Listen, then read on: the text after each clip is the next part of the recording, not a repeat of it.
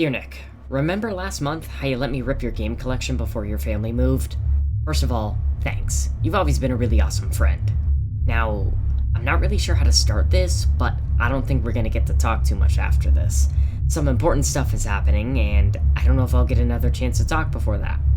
So I just wanted to let you know what's happening from me before you started hearing about it from everybody else. You know how Chris and Steve like to twist things around. I guess the best way to start this is right from the beginning. After you left your games with me, I started trying to rip them right away.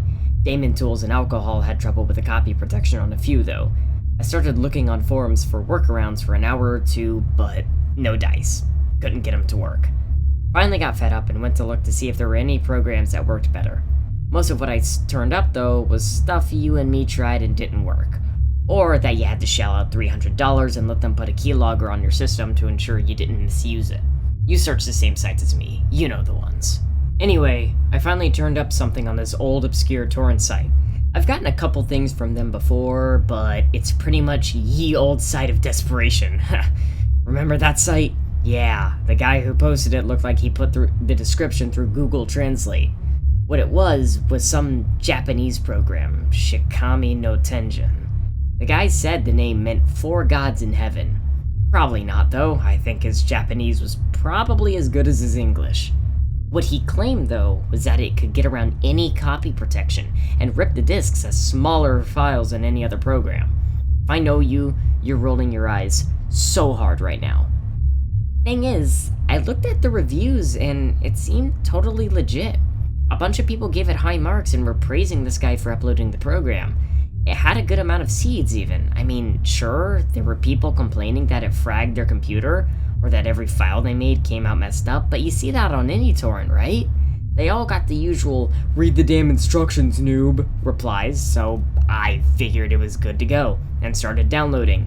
In no time at all, I was ready to install it. The directions with the file were pretty straightforward. Switch the computer to Japanese Unicode, run the installer, switch it back to English, and apply a crack to make it work. It didn't take long. The installer was supposed to show pictures and play music while it ran, I think, but the images were broken and just did a slideshow of solid color screens. The music just came out as static, and I turned off my speakers until it was done. I was a little worried it wasn't gonna work, but it had all those positive ratings, so I gave it a chance. Sure enough, once I went through all the steps, it ran fine. Simple interface, pretty easy to use. The only thing was a warning that came with the README file. Files will be in unknown format. Rename .iso and mount external. Do not try to run. That's literally a copy and paste of the warning. Made sense to me though. The program was in Japanese, patched to work in English. I figured that probably messed up the file extensions. I tried it with Civ 4 and that obscure as hell shooter you're so proud of though, and it worked fine. Heck, it was really as good as they said. Really did even make the file smaller. The only thing was the file extension. It came out as name.4 for both games. When I switched them to ISO files and mounted them through Damon Tools though, they worked. Absolutely flawless. No errors or copy fail that I could see. So I did the rest of them. It took a while and I got tired, but you know I had them back to you the next day. I had a lot of good times with those games. Played the hell out of Hellgate, reaffirmed that I'll never be a pro at StarCraft 2, completely forgot that Skyrim had the main quest, all the kinds of stuff we used to do on gaming nights when you were here. I totally platonically miss you, bro. So, eventually, I worked my way through the files and found a couple I forgot to rename. I must have been tired. Just for the hell of it, I decided to see what would happen if I tried to run Portal 2 as a .4, and see what would happen. I figured I'd just get the usual Windows error for when you use an unrecognized extension, but no. It came up with an error message in Japanese that I couldn't read. Well, that got me thinking. If it popped that up, it must have been able to read the file. Maybe I could switch the computer to Japanese again, and it would work? I decided to try, and surprisingly it worked. Not only did it work, but the file ran just like it had been mounted to the virtual drive. It wasn't like normal, though. On the loading screen, it showed the inside of a dingy, run-down test chamber, with shells sprawled out on the ground. She had the portal gun in one hand, but her head and limbs were at odd angles, and the things on her legs, her longfall boots, they looked cracked, with the strut things on the back bent out of shape. Looked like he was showing what would happen if the boots ever broke and she just hit the ground too hard. It freaked me out, but it wasn't on screen long. At the title screen, Gladys's eyes seemed redder, and there were flickers of flames just out of sight in the background. Instead of leaves, these little embers would drift by from time to time. To be honest, I wasn't sure what to think, but I remembered that time way back when we played Fire Red on an emulator, and the ferry boat guy said, "If you like this game, buy it or die." I figured it was probably something like that, just a trick to scare people into not playing a pirated copy. None of the other games I'd run through the Shikami program had a problem, but maybe it only properly bypassed the protection when you ran it as an ISO? It wasn't stopping the game from being played, and once I got over the initial shock, it actually seemed kinda cool, so I kept playing. Everything was darker, and there was a kind of fog along the ground, even in the part of the game where everything was clean and new. The picture you were supposed to stare at was just a red space, and the music was nothing but static. But, oh well, the data wasn't supposed to be read this way, so it was understandable that there would be errors. When I got to Wheatley, though, he was a lot meaner than usual. He asked me to say apple, and then just started laughing and said, "You can't, you're brain damaged," and laughed some more. That harsh, cruel laugh he uses later in the game. He told me right out that everyone else was dead, and I had to help him or I'd die too. I can't be sure, but the way he talked made it sound like that he knew Chell had killed Gladys too, and that he wanted to bring her back. When I got to the second of the old test chambers, there were mangled bodies on the floor. Not gory, mind you, just broken bodies looking old as the rest of it. It's not like I don't play some gory games sometimes, but the shift in tone was just really unnerving the hell out of me. So, I stopped playing Portal. If it was a way to deter pirates, it had worked on me. I wasn't even sure I'd be willing to try it as an ISO later to see if it worked normal that way. Still, I had a few other .4 files. Actually, they'd changed to whatever the Japanese version of 4 was, but that's not the point. I had other games I could try, and I didn't feel like switching my computer back just yet. I figured I'd play something more relaxing to take my mind off it. Need for Speed seemed like a good pick. The opening sequence showed a 15-car pile-up during a thunderstorm, while news reporters talked about the death toll in the background. Nope.avi. So I tried Serious Sam HD. No idea how I forgot to set up that one. The gameplay... Some things are better left unsaid, but I know that game never had human sacrifice in it before. At that point, I was pretty damn freaked out, and I was starting to have the suspicion about what was going on. I put the computer back into English and tried a couple games for a few minutes each. Nothing wrong with any of them, even Portal 2. When I switched it to a .iso extension, it was perfectly normal. On a whim, I changed a couple games back to .4s and switched it over again. I only got around to trying Civilization. My save file worked with it, but just... what the hell?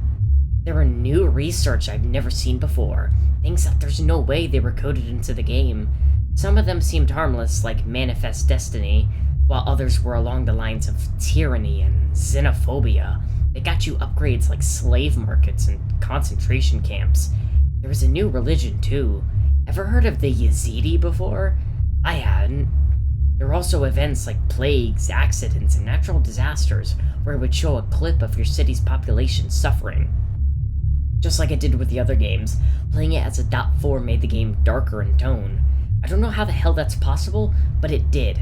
I thought that maybe it was some kind of novelty software, and when you ran the game through it, it streamed a mod for whatever you were playing. Yeah, stupid idea, I know, but some people will go to a lot of trouble for a prank, right? Like, remember that time when we wanted to get back at your sister for giving away those concert tickets she won, even though she knew that you and I both loved Radiohead, and we got all our friends and some buddies in on it? So yeah, I tried disconnecting my router and restarting the game. On my first turn, it announced that England was working on a wonder, the final solution. There was one more thing I had to try at that point. On a whim, I ripped my DVD of Inkheart one day, put it right into the format. It had run just as flawlessly as anything else. Now, I tried it as a .4 file. The film played out how it should. All the actors said their lines and did what they normally would, at least until the market scene. It looked the same, but what was going on in the background shouldn't have been there. I watched, transfixed, as a beggar that had never been there before was kicked savagely by a well-dressed man and collapsed in a heap. A woman in a red coat twisted her son's arm until it looked like she'd pop it right out of its socket, dragging him off screen as he resisted. A thug ran up and stabbed an elderly woman in the stomach, taking her purse and running off as the rest of the crowd just stepped around her bleeding body. I shut off the player, feeling sick to my stomach. So, at that point, I knew I didn't want this shit on my computer. Not ever. I deleted the files I'd ripped on the spot. Then, I told the computer to uninstall Shikami no Tenjin. To uninstall, it brought up the same business it did when I installed it. The graphics and audio weren't broken this time. The speakers played sounds of people speaking in it, in Japanese. I couldn't tell what they were saying, but they sounded terrified. And they screamed a lot. I could have turned it off, but I didn't. I have no idea why. They screamed, and the monitor showed me photo after photo of crime scenes, accidents, disasters, anything where people had died horribly. There were shots that looked like a single frame of people being vaporized by an atomic bomb just before the camera was destroyed. With the flash of the bomb somehow filtered out, there was a cave where a man sat frozen to death, surrounded by the remains of companions he'd killed and eaten, trying to stay alive. And another shot, a woman who looked like she'd been drained of blood had the skin on her forehead peeled back, and some symbol I didn't recognize, probably something Japanese carved into her skull. They were all horrible, the worst things I'd ever seen, and I just sat there, numb, and watched while the screams of the dying echoed in my ears. As I was watching, I realized something. People look away. They don't want to face the horror and tragedy in this world. They don't want to see the horrible things happen all the time, everywhere, and we just pretend like it doesn't matter, like it doesn't affect us. It's not right. So you see, that's why I'll be going away for a long time. Somebody has to do something about what's wrong in this world. Someone has to make them see. So, I'll be the one to open people's eyes to the horror. I'll make this right. Always your friend. That's the last thing my best friend ever sent to me. 3 weeks later, the police found him living in the bomb shelter of an abandoned house in our old neighborhood. He was wanted for a string of violent crimes in the area, including what they called ritualistic murder, arson, tampering with traffic directions, and an attempt to cause a major accident as well. They said that they found various poisons and bomb-making supplies in his hideout. It was a huge shock to any of us who knew him.